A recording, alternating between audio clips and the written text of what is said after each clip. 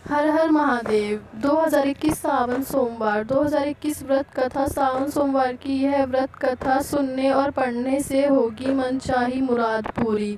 सावन सोमवार की व्रत कथा। अगर आपकी कोई मन्नत पूरी ना हो रही हो या फिर तमाम प्रयासों के बावजूद आपको करियर में सफलता ना मिल रही हो या व्यक्तिगत जीवन में परेशानी चल रही हो, मसला कोई भी हो, दिक्कत हो, तो परेशान होने के बजाय अब की सावन सोमवार का व्रत करके यह बताई गई व्रत कथा का पाठ करें। मान्यता है कि सावन सोमवार के दिन अगर व्रत रखकर इस कथा का पाठ किया जाता है तो जातकों की मनचाही मुराद पूरी हो जाती है।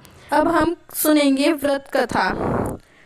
एक समय की बात है, किसी नगर में एक साहूकार रहता था। उसके घर में धन की कोई कमी नहीं थी, लेकिन उसकी कोई संतान नहीं थी। इस कारण वह बहुत दुखी था। पुत्र प्राप्ति के लिए वह प्रत्येक सोमवार व्रत रखता था और पूरी श्रद्धा के साथ शिव मंदिर जाकर भगवान शिव और पार्वती जी की पूजा करता था। उसकी भक्ति देखकर एक दिन माँ पार्वती प्रसन्न हो गई और भगवान शिव से उस साहूकार की मनोकामना पूर्ण करने का आग्रह किया। पार्वती जी की इच्छा सुनकर भगवान शिव ने कहा कि हे पार्वती, इस संसार में हर प्राणी को उसके कर्मों का फल मिलता है और जिसके भाग्य में जो हो उससे भोगना ही पड़ता है। लेकिन पार्वती जी ने साहूकार की भक्ति का मान रखने के लिए उसकी मनोकामना पूर्ण करने की इच्छा जताई। माता पार्वती के आग्रह पर शिव जी ने साहूकार को पुत्र प्राप्ति का वरदान तो दिया, लेकिन साथ ही यह भी कहा कि उसके बालक की आयु केवल 12 वर्ष की होगी। माता पार्वती और भगवान शिव की बातचीत को साहूकार सुन रहा था। उसे ना तो इस बात की कोई खुशी थी और ना ही दुख। वह पहले की भांति शिव जी की पूजा करता रहा। कुछ समय के बाद साहूकार के घर एक पुत्र का जन्म हुआ।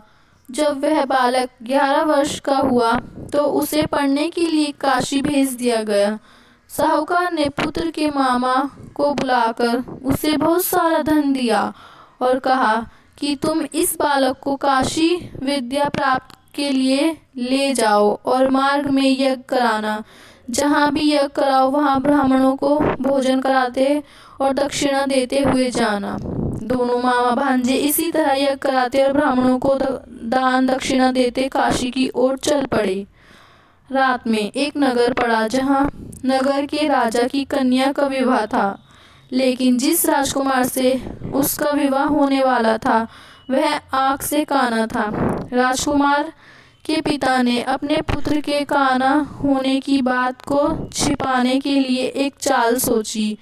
साहूकार के पुत्र को देखकर उसके मन में एक विचार आया। उसने सोचा, क्यों ना इस लड़के को दूल्हा बनाकर राजकुमारी से विवाह करा दूं।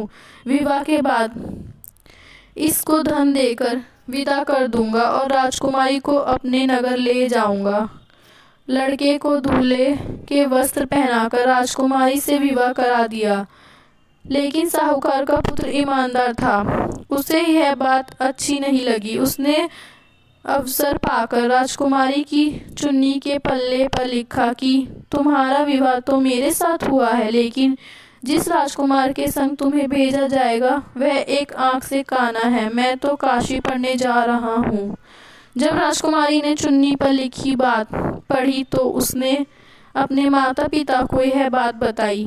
राजा ने अपनी पुत्री को विदा नहीं किया, जिससे बारात वापस चली गई। दूसरी ओर साहूकार का लड़का और उसका मामा काशी पहुँचे और वहाँ जाकर उन्होंने यज्ञ किया। जिस दिन लड़के की आयु 12 साल की हुई उसी दिन यज्ञ रखा गया। लड़के ने अपने मामा से कहा कि मेरी तबीयत कुछ ठीक नहीं है मामा। मामा ने कहा कि तुम अंदर जाकर सो जाओ।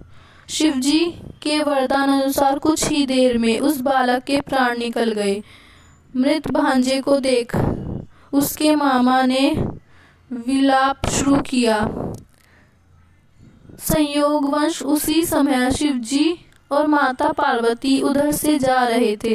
पार्वती जी ने भगवान से कहा, स्वामी, मुझे इसके रोने के स्वर सहन नहीं हो रहे। आप इस व्यक्ति के कष्ट को अवश्य दूर करें। जब शिवजी मृत बालक के समीप गए तो वह बोले कि यह उसी साहूकार का पुत्र है जिसे मैंने 12 वर्ष की आयु का वरदान दिया।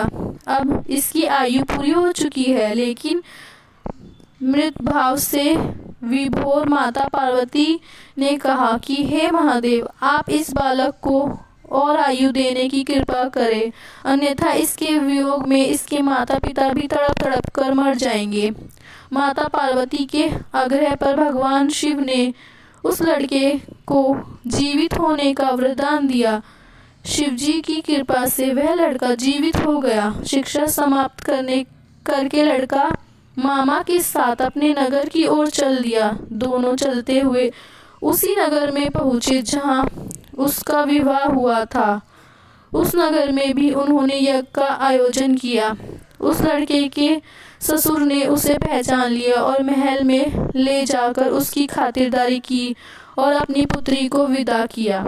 इधर साहूकार और उसकी पत्नी भूखे प्यासे रहकर बेटे की प्रतीक्षा कर रहे थे। उन्होंने प्रण कर रखा था कि यदि उन्हें अपने बेटे की मृत्यु का समाचार मिला तो वह भी प्राण त्याग देंगे, परंतु अपने बेटे के जीवित होने का समाचार पाकर वह बेहद प्रसन्न हुए।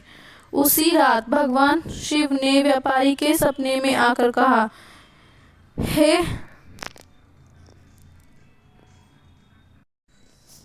हे साहूकार, मैंने तेरे सोमवार के व्रत करने और व्रत कथा सुनने से प्रसन्न होकर तेरे पुत्र को लंबी आयु प्रदान की है।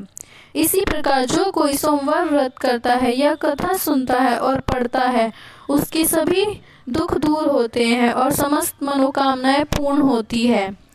जय भोलेनाथ। अगर आपको मेरी वीडियो अच्छी लगी हो तो प्लीज़ मेरे चैनल को सब्सक्राइब करें, लाइक करें एंड शेयर करें और कमेंट करें। Thank you.